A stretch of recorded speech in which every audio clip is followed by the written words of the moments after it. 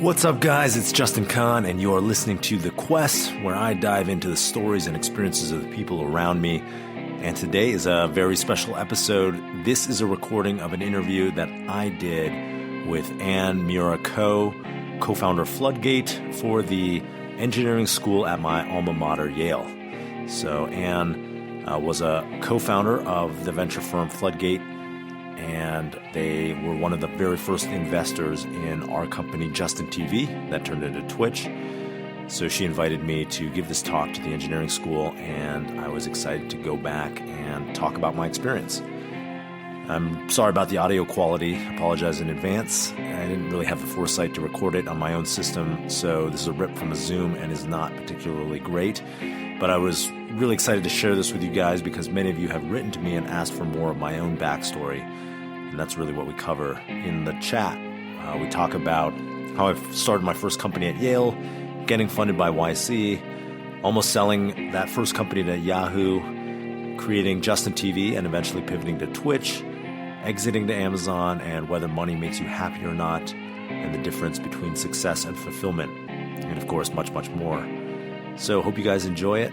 And here is my talk with Anne. We're extremely excited for tonight's installment. I can say from my role as a parent, in addition to being a dean, that there's been a lot of excitement in our household this week about the prospect of welcoming you here. So from my 19 and 17-year-old. So thank you very much for joining us, and I'll hand it off to Anne to lead the discussion. Thanks, Anne, for coming back. Yeah, sure. All right, so I'm really excited this week to introduce Justin. Justin may not remember this, but I met the Justin.tv team way back in 2008 when my co-founder for Floodgate had invested in Justin. And when he was describing, he's like, it's a live stream show of this guy's life. And so we're going to go visit Michael Seibel. We're going to visit Justin, see what they're up to.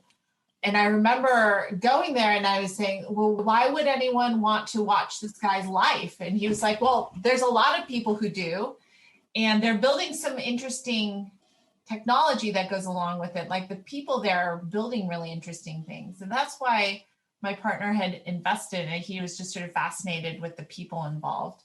And it turned out that it was a pretty good bet because the company then became Social Cam and Twitch. And it feels like the rest is kind of history. But what I love about Justin's career is that it feels like he's on this sort of endless self-discovery journey. And he has this sort of endless stream of curiosity, being a serial founder of multiple different types of companies. So they're not just on a single stream, they're on many different threads. He's been a partner at Y Combinator. He was the CEO most recently of Atrium, and now he's started a venture capital firm, GOAT. If you don't follow his writing, I think it's very interesting what he's written about in Medium. And I don't know if you've done like a personal post in a while, but like I know you've been writing a lot about GOAT as well on Medium. And I've enjoyed those as well. And so I'm really excited to have Justin here to talk about not only his career path, but the second half, when I asked him sort of what he wants to cover, he said he wanted to talk about achievement versus fulfillment, which I thought was just like sort of a really awesome topic to cover. And so I wanted to start off with just sort of your path, Justin, taking into account a lot of the people here are students at Yale, and then thinking about sort of picturing their career as they launch themselves out of this institution. Can you walk us through sort of how you launched yourself out of this institution, what that path has looked like since? Sure. Yeah. So I'm super stoked to be here, or back here virtually. Really honored, Anne, that you asked me to come talk. And so, yeah, I can happy to just jump into the last final days of college and how I ended up on the career path I'm on. Yeah. What college were you in, by the way? I was in Brantford. I was in Brantford 05. And so I remember, it was kind of typical Yale-y, I guess. I was Didn't really know what came after school. I was a high achiever my whole life, obviously chasing something, trying to fill something. I ended up going to Yale, gotten off the wait list. And, I didn't really think when I was the first couple of years of school, I didn't think at all about what came afterwards. I had no idea what kind of job I would do or how one went about getting a job, like a real job. And so I remember junior year of school, I went to the career services because I was like, oh, I should figure this out. Something's going to happen in a year and I don't know what, and I should kind of figure it out. So I went to career services and I talked to someone there, and she basically said, well, what do you want to do? Do you want to be a lawyer, a banker, or a consultant? That might be just how I remember it, because I'm sure career services. I had the same conversation probably with the same person. Yeah. So I was kind of like, I don't know what any of those things do. But I remember I thought, oh, well, lawyer sounds good because there's more school and I get like an advanced degree. So school is what I'm used to. So, I could just take another test, get into another like elite school, hopefully, and then that'll set me up for something in the future, even if I don't want to be a lawyer. I resolved myself to study for the LSAT, and I did. And then I remember I thought I was going to crush it. I thought I got this. Like I took all the practice tests and stuff, and I thought I'm going to own this test. And then I got my results back, and I got 165, I think, which is 92nd percentile.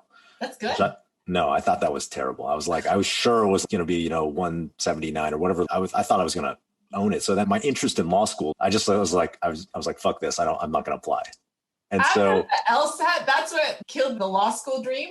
Yeah, that was it, because I wasn't a strong dream. It was just kind of like a default something to do, And so I ended up not knowing what to do. In senior year, I was applying to all these jobs. I was looking at what my friends were doing, and they were like, okay, here's how you prepare for banking interviews, and here's how you prepare for consulting interviews or whatever. So I was just reading all these books or doing research on like how many ping pong balls fill in a 747 or whatever, how many gas stations are in America and all that random bullshit. I didn't know what a consultant was or what a banker was. I literally did not know what the jobs entailed or what they did or even what that industry, anything about the industry. And so, I had pretty good grades. So I got into all of these. I got some interviews, and I probably applied to 30, 40 jobs, maybe like 50.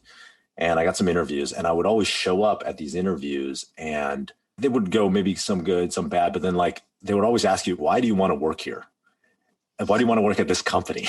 And I couldn't say. I never had an answer because I didn't even know what the companies did. So I was just like, I want a job that's relatively prestigious or whatever. I mean, I didn't say that, but I basically got 0 jobs for the first couple of months. And then I finally landed one. I don't even know how, because I definitely did not know what this company did. But it was to go to work for this company that was trading energy derivatives. So this is like a new market. They just deregulated energy. So there's this energy derivative trading company. I had no idea what an energy derivative was, but I got a job somehow. And so that was going to be my default, what I was going to do after senior year. But at the same time that I've been going through this application process, I actually had a lot of free time my senior year, because what happened was I was supposed to be a physics major. That's what I had gone into when I was a freshman. I was like, okay, I'm going to be a physics major because my mom was a physics major, and she had told me, you got to do something quantitative. So she was like, you got to do something quantitative because that's going to give you the skills for this nebulous future that I kept hearing about. And like a good Asian kid, I was like, okay, I'm going to listen to my mom. So I took the physics classes and was preparing to be a physics major. And then junior year came around, and I started taking the mechanics class in junior year, and I started failing. I got 14% on one test, which actually, because of Yale's curve, wasn't failing. That was a B, but I didn't feel good about it because I was like, I don't understand the content of this subject. I thought I understood what was going on, and I actually do not understand. It was like I'm in a foreign country or something.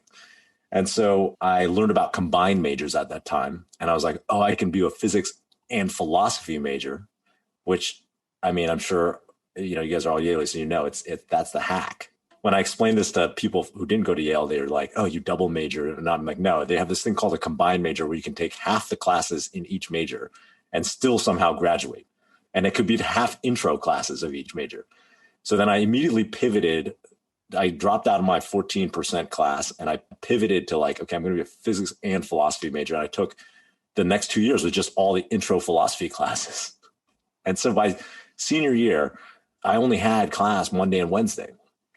And it was from 10:30 to noon or 12:30. And so the rest of the time I was like, oh, I can do whatever I want. And it turned out whatever I wanted was mostly playing World of Warcraft. But then the time after playing World of Warcraft, I was like, what should I do? And thankfully, one of my friends who was at Yale came to me when, kind of during all this application season was going on. He was like, hey, we should start a company together. We should start a company because he's so funny. He was my freshman year roommate. He was from Australia. His name's Matt Fong. And he was always someone who he sees the value and things, right? So the relative values, he's like a trader. His last job was hedge fund manager at Soros, managing $1 billion portfolio for them.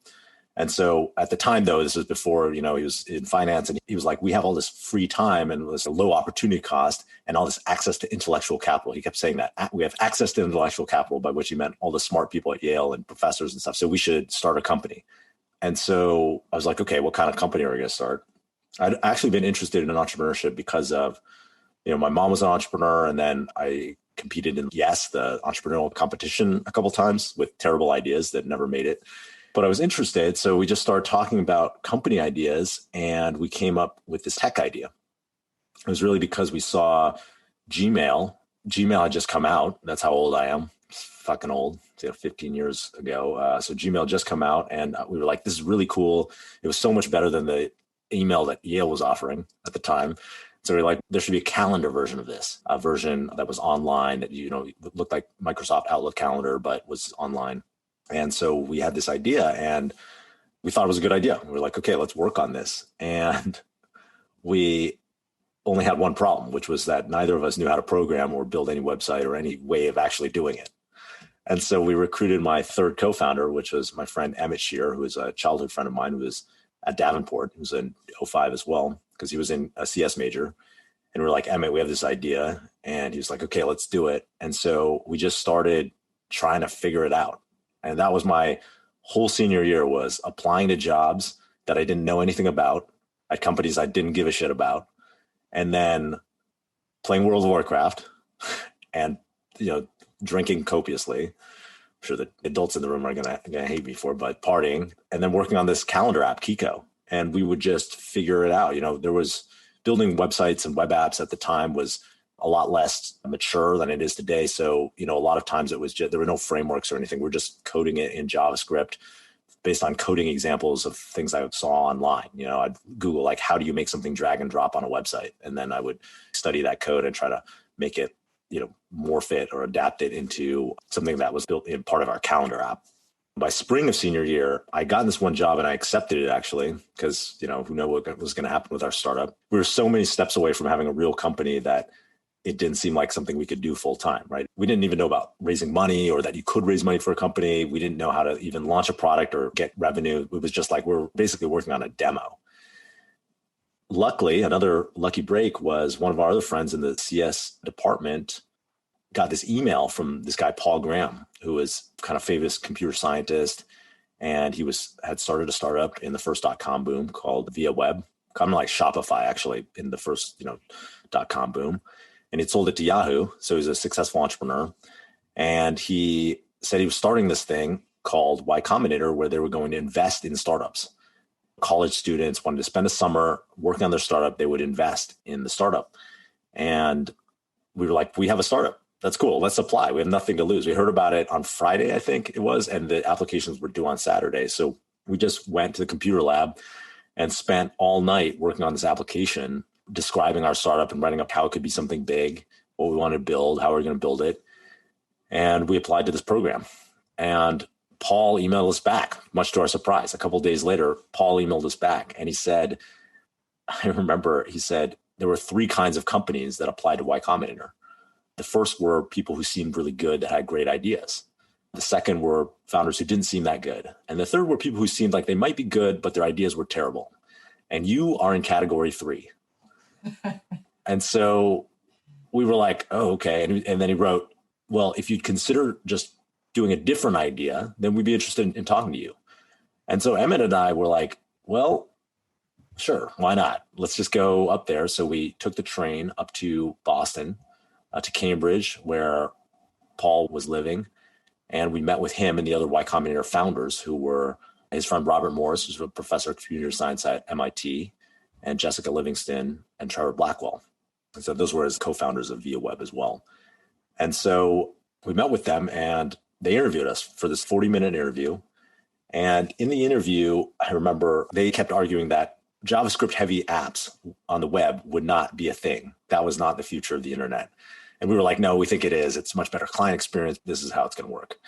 And then finally we left, and then they called us back later that night and they were like, okay, we'll fund your company. And so we were like, oh shit, we have a real company. Like someone wants to give us money for some percentage of our random dorm room project. So that felt super good. And then we accepted on the spot and called our jobs and we told them, we're not coming. So sorry. And so then that's how we got our start. And we moved up to Boston and started working on Kiko, which was our calendar company full time.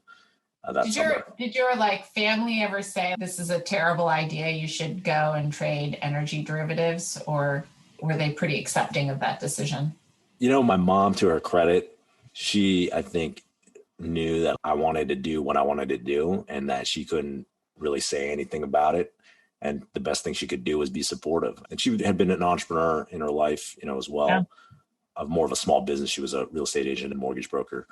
But I think she knew, that was my passion to just make my own path. And so she was very supportive. And my dad, followed her lead, thankfully. So what happens after? Yeah. So what happens after? It's funny because you talked about my Medium writing, because I haven't been writing very much recently because I've been working on a book about the story, like my entrepreneurship story. And so it's top of mind, but I'm really excited to share the written version of all of this, but I haven't been putting anything out there publicly, but I've been thinking a lot about it. So what happened was we worked on Kiko. So we went to YC. This is the first batch. 15 years later, YC is this juggernaut that's known for Instacart and Dropbox and Airbnb and Twitch and Reddit and many, many, many more companies.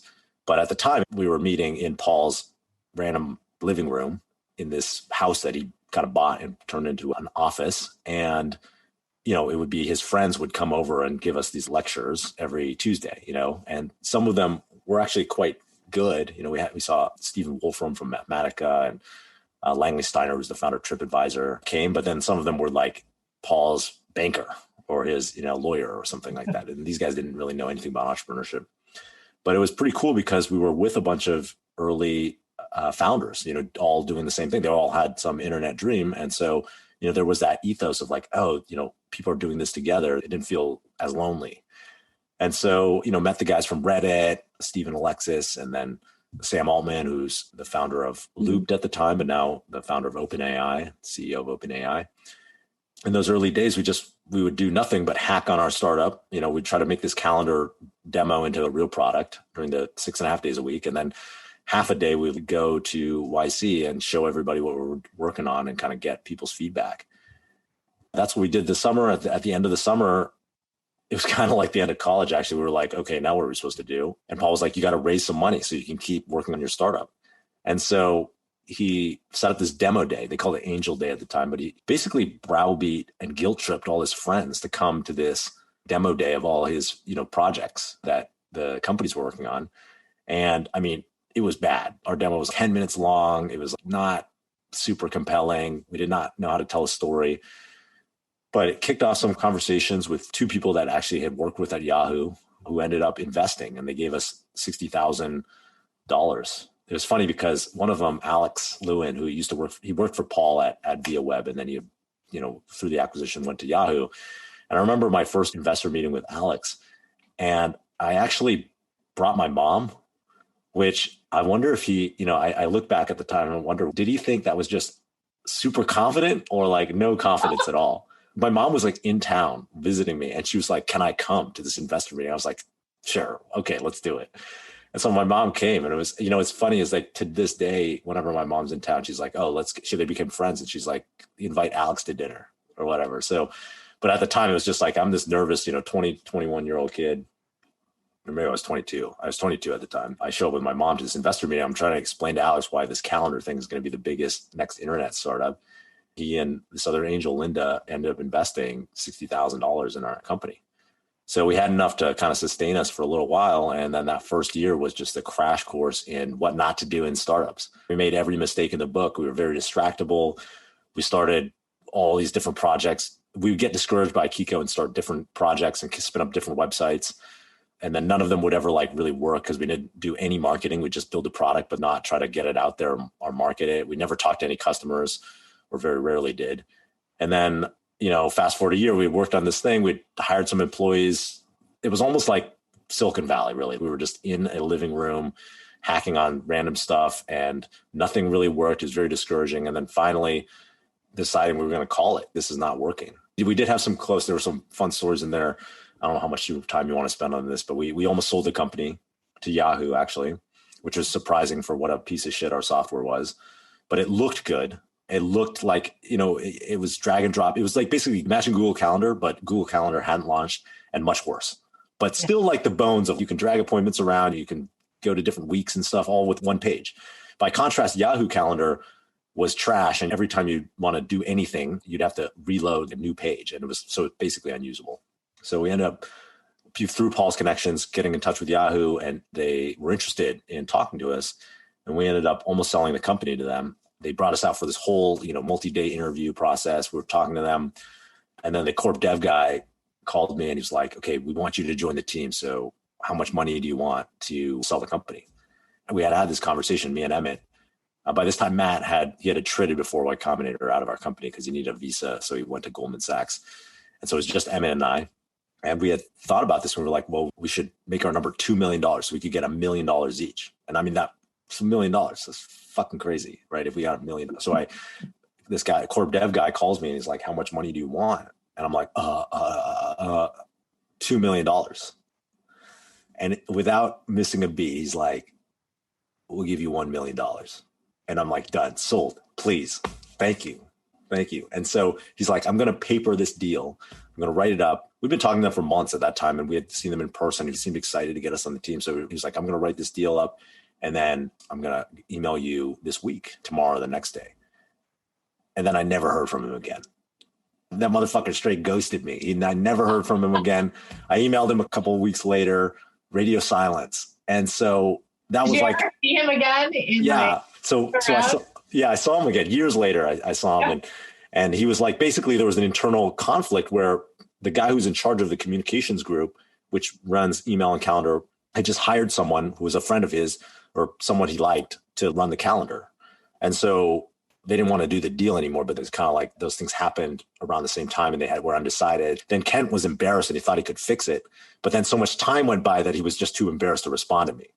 So he just, that was it. And it's funny because every time I see him, I'm like, thank you for not buying our company, because you would have been tied up there for I would have been like, Harold from Harold and Kumar, like chained to a desk in a basement at Yahoo or something.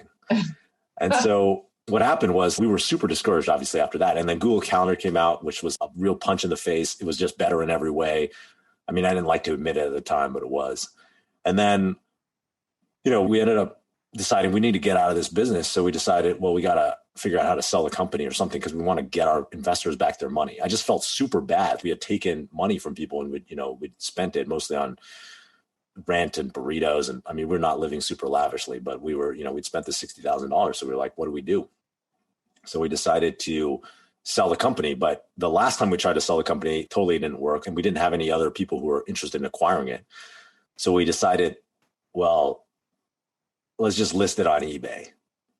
So I had seen another company actually sell themselves on eBay, and they had sold it for $105,000. This company called Jux2, I remember, had sold the previous year, and $105,000 seemed like a lot at the time. So, all right, let's try. I mean, we had nothing else to lose, so we're going to shut down this company. So let's try to sell what we have on eBay. And so we listed it, and then it was on TechCrunch, and it was on Reddit, and a bunch of other stuff. And people started to call me, all from real companies, and try to ask, oh, what's the coding stack that's written in? How many users are there? Are you guys going to join the company? We didn't want to join the company. We just wanted to sell it and be done with, and then figure out what was our next step. And so we fielded all these, what I now know to be due diligence calls, right? We fielded all these calls. And then I remember the morning we actually got a bid. It was a 50,000 reserve. That was how much money we needed, plus what was in our bank to pay back our investors. And so we got a bid. We were super stoked. And then I remember the morning of the auction, I'm visiting some Yale friends of mine in New York. They've all got their like first year banking job or consultant job or whatever.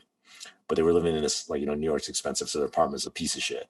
I mean, it was a rat hole and they had no AC. It was August in New York. So I'm sitting there and I'm in front of this is the era of desktop computers. So I'm in front of my friend's desktop in my underwear in his room, just pressing F5 on eBay page to see if maybe it'll go up, Is that $50,000? Maybe, who knows? There are a lot of people who are calling. Maybe it'll go up. Maybe someone will bid 60,000, whatever.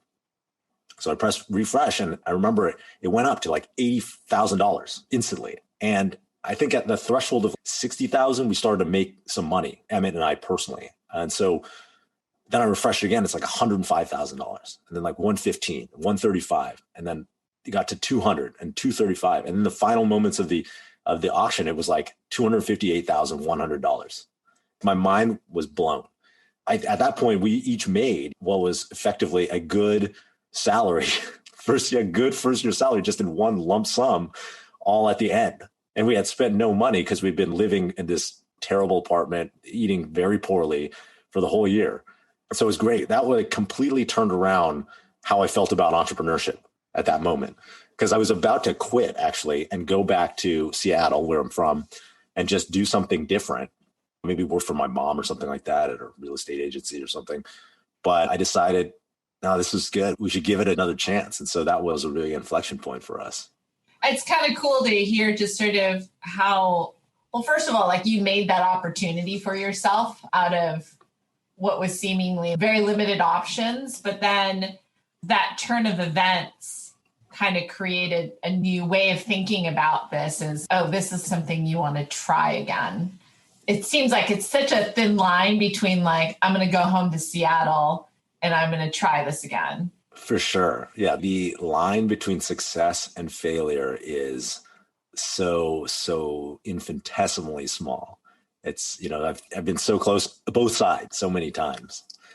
And so we were not as discouraged. We ended up selling it to this company, Two Cows, that was it's a software company in Canada. Paul emailed us and he was like, I like you guys. And, if you have any other ideas, come pitch me, basically. Come pitch me your other ideas and I'd fund another company, which is surprising to us because, we kind of failed. There was like a tiny bit of money, but it wasn't like a real return like they'd hoped for. What do you think he saw? Yeah, that's a great question. I mean, I think he saw that we were creative and that we were dynamic and that we had a lot of energy. We were excited and we could catalyze an idea and do something. I think he just liked us. He liked that part of us. And so he seemed interested. And so we went over to his house. I remember pitching him these ideas. This one idea particularly that was an online page layout software for your online content, like your blog or something, where you would be able to print it into a book afterwards and let people order the book. And just so do you have a place where you keep track of all of these ideas? It seems like you have all these different ideas that you're always generating. Yeah, that's what I'm good at. That's my superpower is that I love new ideas and I get really excited about new ideas and then I can't stop talking about them and evangelizing them. And that oftentimes gets other people excited. And then sometimes something forms out of it, a company or an art project or whatever it is, something entrepreneurial. And sometimes that company gets enough other momentum that it gets off the ground and sometimes it doesn't. I have tons of ideas. I mean, I keep them in a Notion now, a Notion page. That's one of the reasons why I love entrepreneurship and doing what I do right now, which is incubate and create companies. It's kind of like my creative outlet, But back then we only had this one idea. Well, we had two ideas, the one serious one and one kind of not so serious one. And the serious one was this book printing startup. And Paul was immediately like, that idea sucks. I'll never use that. I have a popular blog and I would never use that. Next. And he was like, what other ideas do you have? And so Em and I look at each other and we had actually come up with an idea that was during the sale process of Kiko, which we called Justin TV, which was this idea for doing a live stream of our lives 24/7 to the internet. And it didn't really start like that. The idea started because we were having these conversations about how to sell Kiko or what we could pivot to. And we thought, wow, we should create a podcast. I guess podcast wasn't really popular at the time, but it was like an audio cast of our conversations, our business conversations. It was typical Yale shit. We thought we were so smart that people would want to tune in to this random bullshit conversation that we were having. And we had this idea, but then we were like, well, our problem is we don't know when we're having the conversations. They could literally be at any moment, because we're spending 24/7 together. We live together, we're like working on like company together. So we should just have the audio feed on all the time. And then that turned into, well, maybe it should be a video feed so you can really see what's going on. And that became the idea for Justin TV, this 24/7 live reality show. And then we had this idea, and I remember pitching it over the summer. I was excited about the concept of it. This is before Twitter, before Instagram Live, before YouTube Live. There was nothing like this, right? There was not even really social media. And I'd always had a hunch that something like social media would work, in that people were clearly interested in other people and the lives of other people. And I thought people could be famous on the internet, just on the internet, without having some, other thing going on. And so I remember pitching one of my Brantford friends, Michael Seibel, this idea for Justin TV. He was in DC at the time. He was working on a Senate campaign, and I was visiting him. And then my dad was there too, kind of business trip or something. And so I went to dinner with Michael, my dad, and me. And I was telling him this idea for Justin TV. And when I told him, my dad just looked like, my son is an idiot. That's what his face said. And Michael just burst out laughing. He was laughing in my face. And so back, fast forward to Paul, there with Paul and Emmett and Robert Morris, one of the other YC founders. And I look at Paul and he's like, what other ideas do you have? And I said, well, we have this idea for Justin TV. And we started explaining it. It's a 24/7 live reality TV show. And it's going to be the new form of entertainment. It's going to replace all reality TV on the internet. And it'd be super exciting. And we'd like build these shows around different people, like one could be about us building the company. Another would be about, maybe a fashion designer in New York or something like that, or like an actor in LA. We try to pitch more interesting people than ourselves. And Paul was super interested. He was like, oh man, that could be something. This could be the next reality TV on the internet. And so Paul was like excited. And then Robert Morris, I'll remember this forever. He turned to us and he's just like, I'll fund that just to see you make a fool of yourself. And so we literally walked out of there with a check for $50,000. And we were like, okay, now I guess we have to make a company to do this. And so we were thinking about it, and we were kind of sick of Boston at the time. Boston's a trash fire. You all know it. I know it. We were like, why are we living here? We got to move out to Silicon Valley, where, our friend Sam from Looped had just raised like $5 million for a startup, which is a colossal amount of money at the time in Silicon Valley from VCs. And we were like, that's the place to be. So let's move out to Silicon Valley. And so we ended up emailing our Yale friends and saying, hey, it's been fun, but we're leaving and we're going to blow it out in New York for a weekend. And then we're going to drive Emmett's car all the way to San Francisco. And that's where we're going to be. And we'll probably never see you again. So goodbye. And so Michael emailed and he said, I want to come on your trip, your road trip. That sounds like fun. I want to come on your trip. And so we were like, all right, sure. Why not? Come with us. And so Emmett and I threw out half of our stuff so that Michael could fit in this tiny Civic. And then we ended up driving, we had a weekend in New York, and then Sunday morning, very hungover, we got in our car and we started driving across the country. And I remember Michael was like, what's our plan for the trip? And we were like, we're going to get in our car. We're going to drive west as long as we can until we were too tired to drive. Then we're going to stop and find some motel and then wake up the next morning and repeat. And he was like, this is a terrible trip. Why did I come on this trip? And so we ended up getting into San Francisco, though. It was beautiful. It was a picturesque day. It was like 92 degrees in San Francisco. It was in October. It was sunny. The Blue Angels are flying over because I think it was Fleet Week. And then we ended up driving 40 minutes south and immediately going to my cousin's house in the suburbs in Mountain View, where we were crashing in his basement. That's kind of how we started. And so the first week, Michael was there and he was just he had the Senate campaign he'd been working on lost. So he didn't have a job, basically. He was, he still technically had a job, but he basically didn't have a job. And so he's like hanging around, and Emmett and I are spending his first week trying to figure out how to set up a company. It's like, how do we set up a bank account? How do we set up, in San Francisco, how do we build this technically, right? This Justin TV thing sounded like it was very technically challenging. There was no iPhone. We didn't know how to actually do it. And so we were just doing a lot of research, and Michael was just helping out because that, he was there and we didn't have anything planned. So he started helping out with everything we needed. We needed to find an apartment. So he helped us find an apartment. We needed to set up a bank account. He helped us do that. And by the end of the week, I was like, Emmett, we have to recruit Michael because we can't do any of this shit ourselves. we need someone to help us out with all this. And so we agreed. And then, when Michael was leaving, I drove him to the airport because there was no Uber at the time. So I drove him to the airport and I'm like, hey, we want you to join the company and become a co-founder. And he was like, no, thanks. But I sometimes I have this genius at convincing people of things. And so I just said, look, when else are you going to have a chance to start a company with your friends? Just think about it. Don't say no, just think about it. At the same time, so he got on his plane, he flew back to the East Coast. And at the same time, we had been talking to this student at MIT about being the hardware member of our team because we thought we need to build like a hardware streaming camera. His name was Kyle. He had been impressed by our success selling Kiko, which, was only a student would be.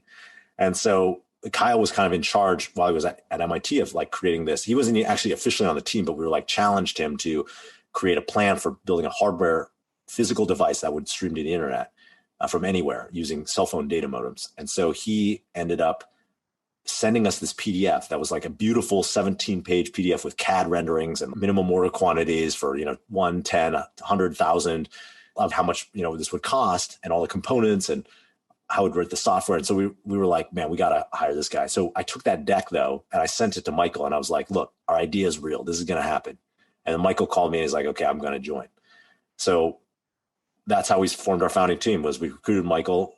Kyle came out when, MIT has this month off in January where you can do whatever you want. And so we just said, hey, come out. We bought him a one-way ticket. Michael was like, when should I buy him the ticket? What day should I buy him the ticket back? And I was like, don't buy him a return ticket. I'm going to convince him. And so he came out and we spent a lot of quality time together working on this stuff, building the website, building the streaming software. Michael was mostly cooking dinner at the time. We were living in this 2-bedroom apartment. Michael's literally living on the balcony of the apartment because we didn't have space. And he liked it. He said it was like camping. And then that was our initial startup.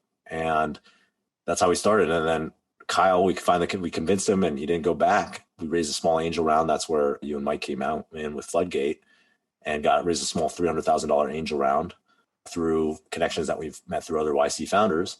And then we ended up launching our show. We actually made it work technically, which was quite difficult, but we ended up launching our show in March of 2007.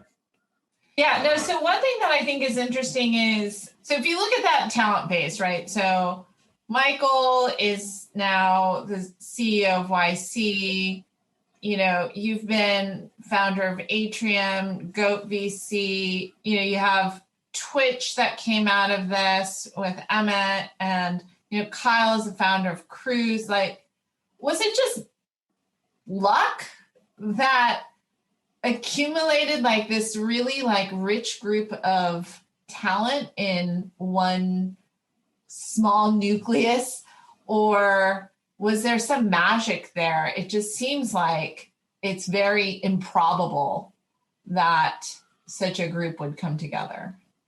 I think you have these network clusters in industries all the time. It's not just us. I mean, there's the PayPal mafia, right? And many other groups of founders that have come out of companies. You see it in music too. I think there's always these artists who came up together and now they're like super famous, multi-platinum artists. Like, I think that's just the way things kind of work in industry is if you're early enough, there's a little bit of survivorship bias because all the failing people attrit, right? There was that, but then maybe the part that's a little bit more to our credit is that, I think we just really were dedicated to working with smart people that we thought had raw talent and that we liked. And so that's the type of people that we wanted to be around and work with and recruit. And there was an ethos around, we can do anything, we can figure anything out. I think we didn't know anything.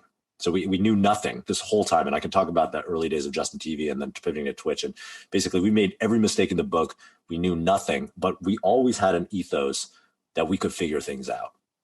So there was no problem we couldn't figure out. Like when we just pitched Paul on Justin TV, we pitched him on a live streaming mobile camera. We actually didn't know if it was technically possible or if the cell phone data networks would support enough bandwidth to actually do it. We didn't actually know if it was possible. And then we didn't know if it was economical either.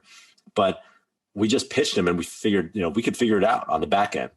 And then after we launched Justin TV, it turned out it got a lot of media buzz, a lot of media attention, but it was not successful as a show because turns out watching 24/7 of some programmer's life is not particularly interesting. Most of the time I was at my computer, it was not a compelling show. And so people would write in and they'd say, hey, get out and entertain us, number one. But number two, how do I create my own stream of, whatever I'm into, like a bike race or a talk show or whatever I want to do.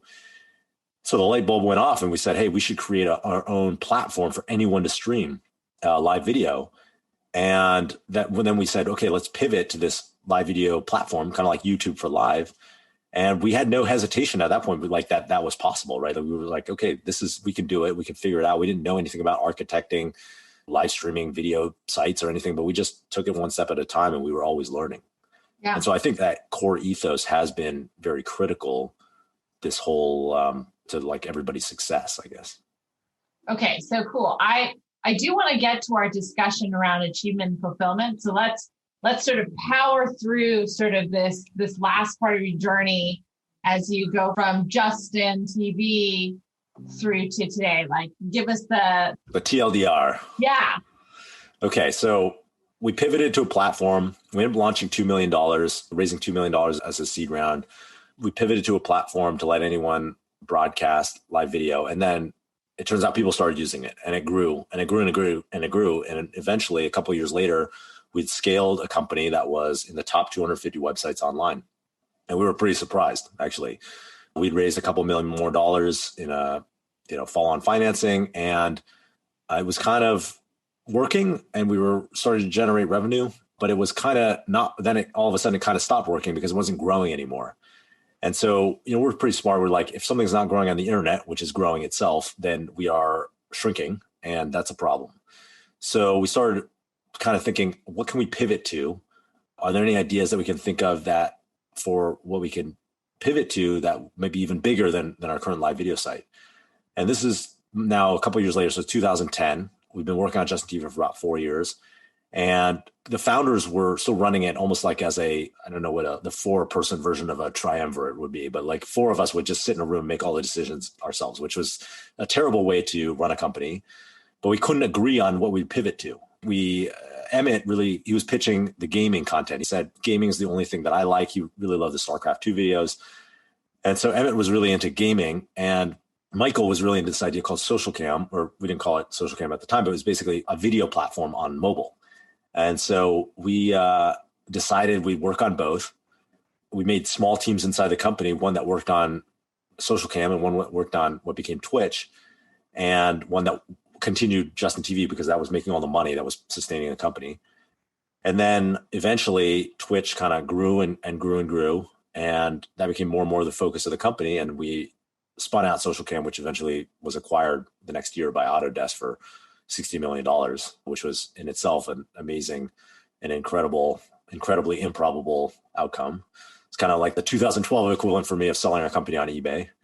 And then we worked on Twitch, and Twitch was something that people did not think was a business, right? At the time, our goal was, could we become bigger than GameTrailers.com? I remember, and that was like 10 million monthly active users. That was our goal. And we said, if we can get to that size, then we'll consider it successful, which was actually smaller than Justin TV was at the time. And so we kind of mapped like this, growth trajectory, and eventually it grew. It far surpassed that initial growth trajectory. But even still, when we talked to venture capitalists about it, they were like, no, we don't get it. It's not a thing. We don't believe it. I remember even we were trying to lease an office, and the company that would have subleased it to us. I won't put them on blast, but the CEO was like, I don't think that company's a thing. So they wouldn't sublease an office to us. And so we kind of clawed together whatever funding we could. We ended up raising quite a bit, another $45 million total over time. And eventually, the company was pretty big. It's like 55 million monthly active users. This was in 2014. But I remember it was a controversial idea. And I remember, Mike actually came back one day and was like, so there's 2 companies now. There's Social Cam, and, it's sort of this mobile video platform. And then there's this thing, Twitch, which is going to be like live streaming games and gamers. And I actually, the words came out of my mouth, well, at least we have Social Cam. Nice. At least we have Social Cam. And then I was like, why in the world would anyone watch other gamers playing games. And I remember the first time I heard someone talking about Twitch, and they were talking about watching other people playing these games and how amazing it was. And I remember it felt like my brain exploded. It was such a bizarre idea. And I remember other VCs just being like, yeah, that makes no sense. But the conviction that you guys had of like just driving forth on that, I think is really interesting and kind of amazing. Well, that's why the future belongs to the young. Yeah. Old people, especially in VC, you age out and people your mind becomes more and more brittle over time and less plastic. Yeah. And then you miss what comes next, right? And that happens a lot. People did not get it. It was super hard. And then, eventually we ended up getting pretty good acquisition outcome. Yeah. And I could tell that story, but I'll skip ahead and just pause there and we can go on to the other topic if you want. Yeah, I mean, I guess I'd love to open it up to see if other people have questions of Justin just about this journey, sort of career, so that you guys have a chance to interact too. Thanks, Justin, for sharing. I'm curious, how did you grow the users for Justin TV, Twitch, and Social Cam and the revenue? It seems the three ideas have different trajectories, so I'm curious what make the differences. Thank you. The thing that worked, right, was with Twitch, what we did really well was Emmett was like, our users are the broadcasters. Those are the people that we care about. So we should focus entirely on talking to broadcasters and seeing what they want and then building that. And that created a really great flywheel of like actually delivering more and more value for our customers over time. And so that was kind of the way that we actually got the engine growing on Twitch. When we were working on Justin TV, we actually did not ever talk to our customers. Well, we rarely did. And so we didn't really understand why they were broadcasting or what they wanted. And it was only when we started working on Twitch that we kind of understood, what people want is they want love. They want to be more famous. They want more viewers over time. They want more interactions with viewers, and they want money. They want to be able to do this as their career. And so that's when we started really actively trying to deliver those things to our broadcasters. And when we did, that's when it started growing and growing and growing. And the revenue, is it come later? Were the products offered for free first? Yeah. So, I mean, the revenue, there was already, a revenue model on the site at the time at first, which was advertising. I would say that was downstream of having people who love the product. Any other questions on career paths or life journey? I have a question. Great. Thank you for the talk. I'm enjoying it a ton. I had kind of two related questions. One is I wanted to know what your thoughts were on entrepreneurship as a college student, whether that makes sense or whether you think it's something that you might want to wait for after graduation. And then the second question is, do you think it makes sense to plan for a career in entrepreneurship? Or do you think it's the kind of thing that the opportunity kind of comes with time in your career? Thank you. The thing I actually believe in is that you should build experimentation into your life, right? And so the nice thing about entrepreneurship is it's by nature very experimental and leads to a lot of learnings. And so the sooner you can do that, if it's in college or when you graduate or whenever, the better off you'll be, I believe, because with experimentation comes learning. And the most important thing is really learning and your relationships with the people around you. And so I think earlier is great because of that, not necessarily because you're going to be successful or it'll put you on the path to success earlier or anything like that.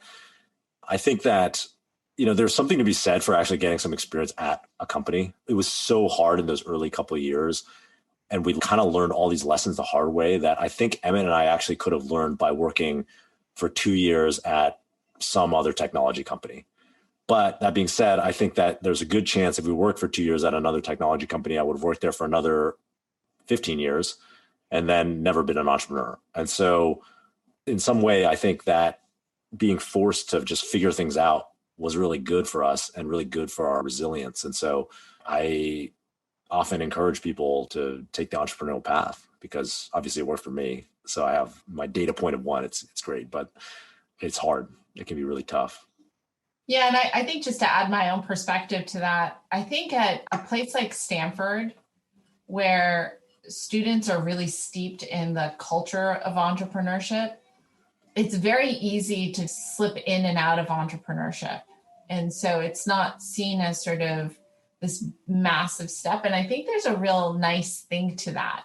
And so, you see students sort of just experimenting with ideas without calling it a company, but also even the university is very supportive of it. So I was in the midst of a PhD when I started Floodgate as a VC firm, right? And I had to tell my PhD advisor, I'm not even starting a tech company, I'm starting a venture capital firm without having finished everything. And I plan to finish it, but it'll be sort of on a slower pace.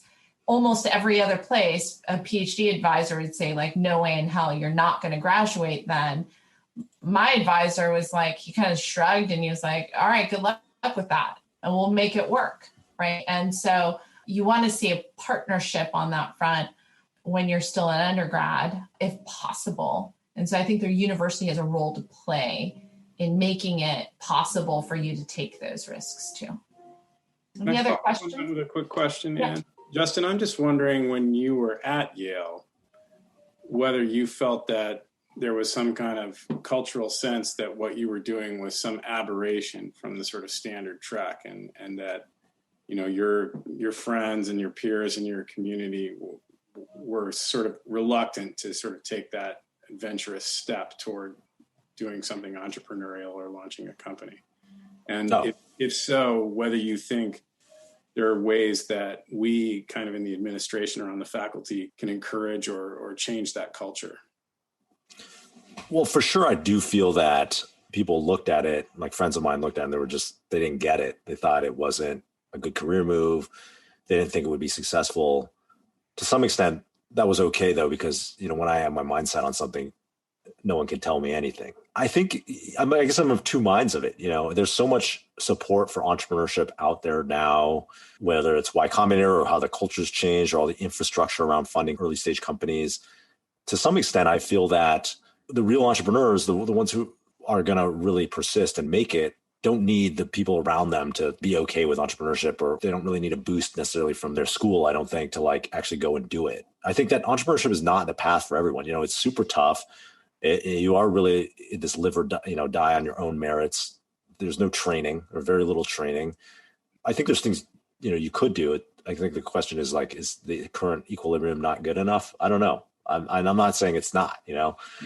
I'm not sure. Maybe had many models for it on campus. Yeah, we didn't have very many models on campus. Actually, Matt Sanchez was a Yale. He started Video Egg that became Say Media.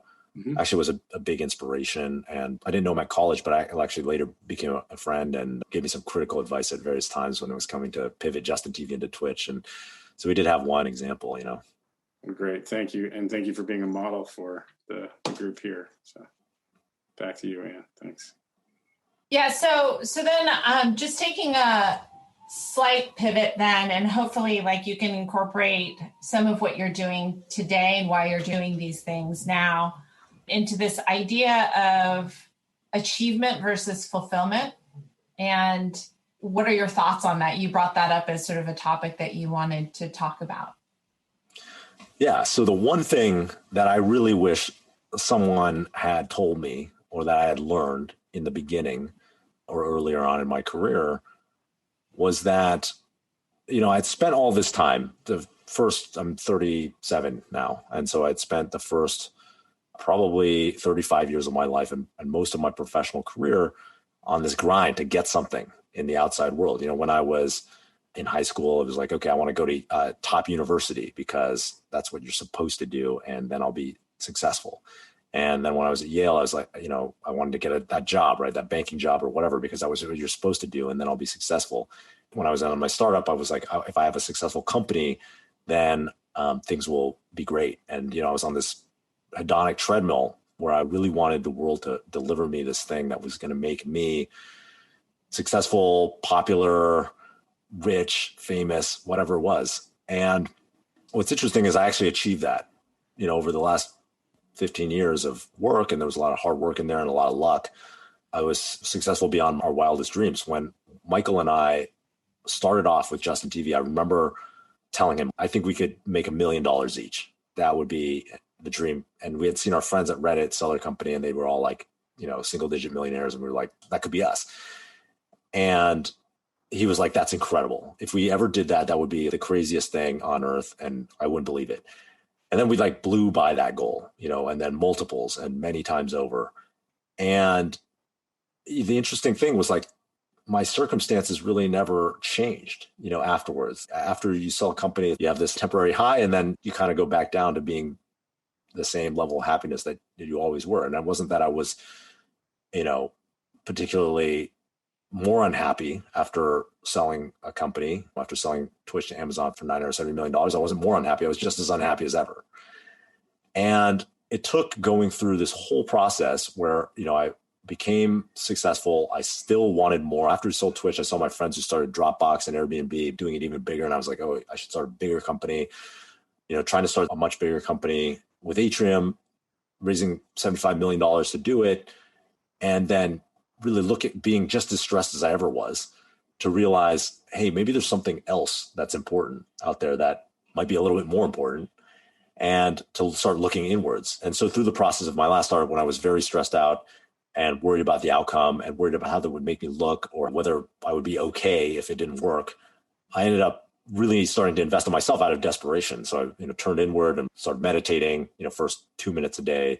Then it was like 5 minutes and 10 minutes, really just trying to build a consistent practice to just relieve my stress. And then I started focusing on gratitude and keeping a gratitude journal, which I thought was super hokey when I first heard about it. But I was like, okay, I'll give it a try just to try to do something. And long story short, I started working on all of this internal stuff on my own intrinsic self.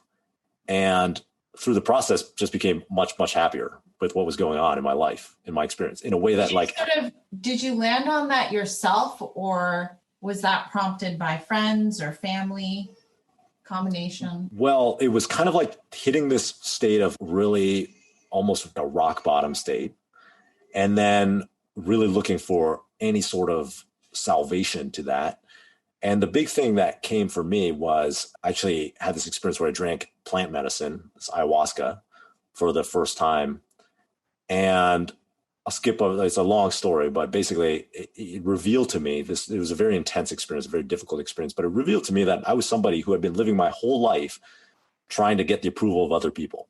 Everything important and major that I had done in my entire professional life and then before that was to try to get the approval of others, trying to be an entrepreneur, trying to be successful, wanting to raise venture capital, everything, wanting to sell the company, and bank a big win, starting another company. All of those things had been driven by this. There was this drive for approval to fulfill my ego and protect my ego that I had been operating in that way. And to me, it was a big shift where I started realizing, oh, I can maybe make a choice to operate in a different way if that's what I want to do, if that's what I choose to do. And so that was kind of like a catalyst to invest in a lot of different personal wellness technologies for myself, whether it's gratitude or meditation and, many other things that help me, make that choice every day of how I want to show up in the world. And I guess I only bring that up because I wish that I had learned that earlier, because I think it would have made me much more happy, number one, and much better person in the world, but then also much more successful. I actually don't think it would have been a trade-off against success. I think actually it would have helped me be balanced and okay with what was going on through the times that were tough and through the times that were successful, so I could make a much more rational choice about what I wanted to do in the world instead of feeling compelled to be any certain way or do anything specific. I'll give you actually, to just clarify that is, at a certain point in time, Twitch was going pretty well, but Emmett was the CEO. And I was kind of like, well, maybe he's got it and I should just go and do something else. So I ended up going and starting another company. I was still on the board of Twitch and kind of helping at the board level, but I wasn't really operating at Twitch. I started another company, which was not successful. We don't have to go into that. But the thing is, I should have stayed at Twitch and really, if I wasn't making an ego-driven decision where I needed to be the person in the spotlight, I could have stayed at Twitch and really helped with what my superpower is, which, could be recruiting, fundraising, et cetera. And I think that, fundraising is particularly like I'm an excellent fundraiser. And if I had stayed and worked on that, maybe we would have gone longer, right? And sold later. And so that's just one example, but there's so many examples from my life where I think if I had invested more in myself earlier on and in my own mental wellness and equanimity, I would be in a much different place today. Not that it's a regret. It's just, that's why I wanted to tell it to you.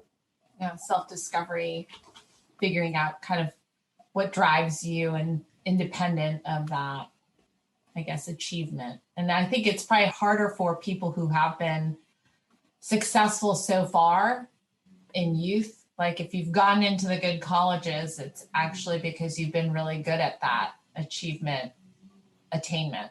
And so I think that switch to fulfillment is actually pretty difficult. I'll open it up to questions for everyone. I was curious if you could go into more about how you go about baking experimentation into your life, because I feel like there's this balance to be struck between investing in the ideas you have going versus coming up with more.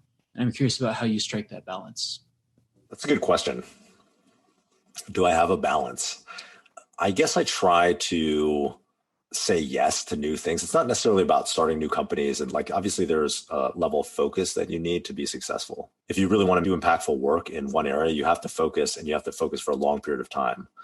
And, things don't happen overnight. For Twitch, for example, it was an 8-year journey between starting the company and all these different pivots and then eventually selling the company. And today, Emmett has been working on Twitch since 2006. So it's 14 years and there's still more to do. And so if you want to have a big impact, you need to focus. But I think that for me, experimentation is more about trying new things and trying new things for the sake of learning.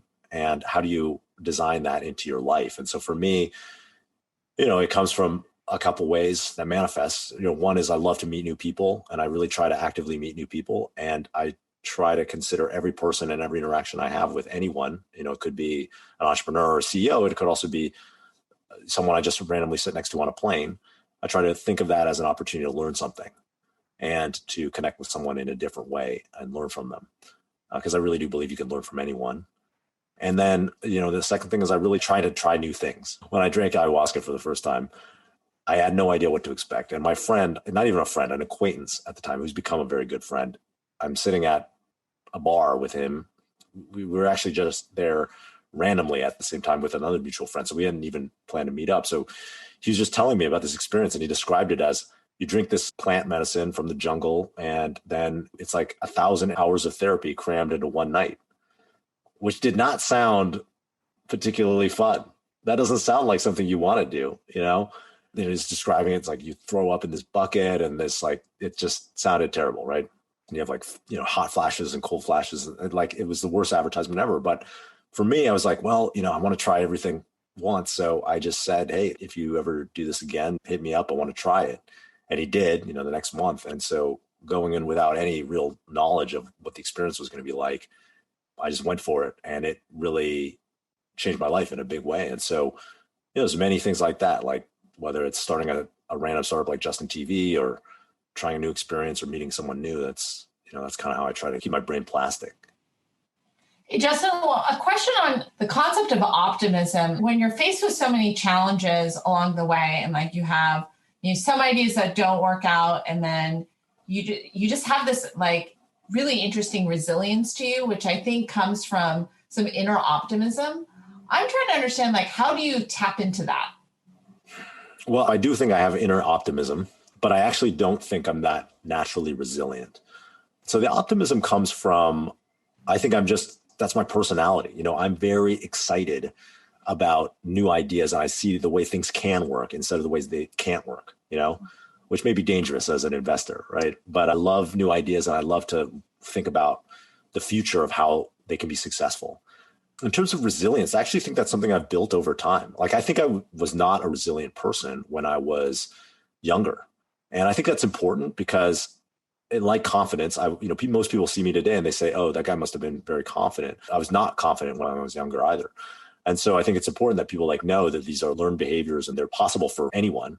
And so for me with resilience, where it came from was getting out there and getting with the startup and having the roller coaster that included a lot of time on the bottom and getting punched in the face and having to figure things out. And, if you do that enough times, then you just get used to it. Right. And then another big thing that played into it is meditation and other Stoic practices that I started doing a couple of years ago. So I really started, working on my meditation practice and meditating every day. And today I've, meditated every day for the last 2 years. And, that really helped me realize that I could sit with my discomfort and I didn't need the world to show up in any specific way. And if something was a problem that would have triggered me in the past, I could just really see it for what it was and break down that experience into the phenomenological elements of the experience and see it come and see it go. And I also do this practice called negative visualization, where I think about something bad happening. I kind of visualize a tragedy, an accident, or I oftentimes visualize myself going blind, actually. And then what life would be like? What would life be like to live in that circumstance? We go through that experience and try to visualize it with as much detail as possible. And then when I wake up, when I'm done, I'm like very grateful for how things are today. It also feels like mental preparedness for what might happen. And so, I was kind of put this to test about a year ago.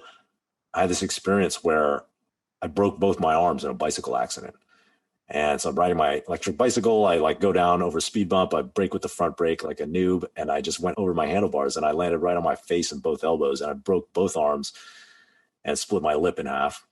And so I couldn't use my arms for a couple of days. And my wife was feeding me and chopping my food up and pulling my pants up. And I would ask myself every day, I was like, would I wish things were different? Do I wish things were different than they are right now? And the answer was always no. And for me, the experience of, having all this practice of resilience, whether it was, through meditation or through negative visualization, really helped me prepare for the times that were at the bottom of the roller coaster. And so I think that's important because it is a learned skill. It's not something intrinsic. You can get better at resilience if you practice it. It's been wonderful to hear you speak. I've been enjoying it a lot. You said, thank God that I didn't end up at Yahoo. I feel like it's not necessarily obvious to me, like why the acquisition, spending time there wouldn't be necessarily suboptimal. And also, like, do you feel like it would have been harder to create things if you had joined Yahoo? Like, would you have felt stuck there? Also from like an ego perspective. Yeah, I think if I had joined Yahoo, first of all, they were going to vest the acquisition dollars. So it wasn't like $1 million up front. They were going to vest it over a couple of years. So I would have been there and then I would have been trapped by the money and I would have, I like money. So I probably would have stayed. And then I think if I stayed too long, then the impetus to go out and do something, those instincts, right? In a human being, you get what you train, right? You get the behaviors you train. So in a corporate job, it trains a certain set of behaviors, right? There might be some core skills that you learn in doing your job, but then it also trains other behaviors and feedback cycles, right? Which are like, the way you succeed is by impressing your manager, not necessarily by building a product that really works, that people love, right? Or winning a market. And so in a startup, it trains different behaviors, right? It might train resilience, right? It might train innovation. It might train responsibility, because if it doesn't work, there's no one to blame but yourself. And so I think it's just really important that if you think about your career and your arc of your life, that initial slope, the direction, right, in the beginning can have a huge impact out here, right? If you draw the graph of your life, your initial direction and slope has this huge impact with where you end up. And so for me, even though entrepreneurship was very, very hard for me, and it was a lot of downs and like a lot of struggling and a lot of hard work, and a lot of times we didn't think we were going to make it, I'm very thankful because I feel like it did train those skills in the very beginning that I value a lot today. That makes a lot of sense. Justin, I'm curious, you talk about mental wellness. I'm curious, what are your thoughts on the role of technology in improving this mental health space? I'm working on a platform to help people improve emotional and mental wellness. I think technology has a tremendous potential to do it. Right now, unfortunately, we've mostly used technology to create things that maybe have not improved our mental wellness, right? Ways to compare ourselves with other people, or ways to visualize things that we don't have, right? And that's unfortunate, but I think technology can be different. And it could be even very simple things, right? Like I started meditating with Headspace, and I probably wouldn't have been able to stick with it, without this like very basic intro course.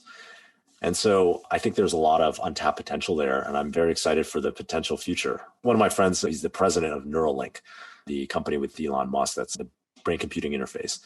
And I was telling him, I'm super excited for when Neuralink can shut off parts of our perceptive experience so that I can go into a deeply meditative state with no sensory experience at all. And that may be an extreme example, but I think that we haven't even scratched the surface of what technology can do to improve our mental wellness. Last question from anyone? You'd mentioned that you moved to the Bay Area at one point because, Boston didn't really have good opportunities. Do you think that's still true for startups in general, where the Bay Area is the best place to start companies? Well, I think Boston is still a trash fire. So I'm just going to put that on record. In terms of, do you have to move to the Bay Area to start a startup? I don't think that's quite as true anymore, especially in this kind of post-COVID world.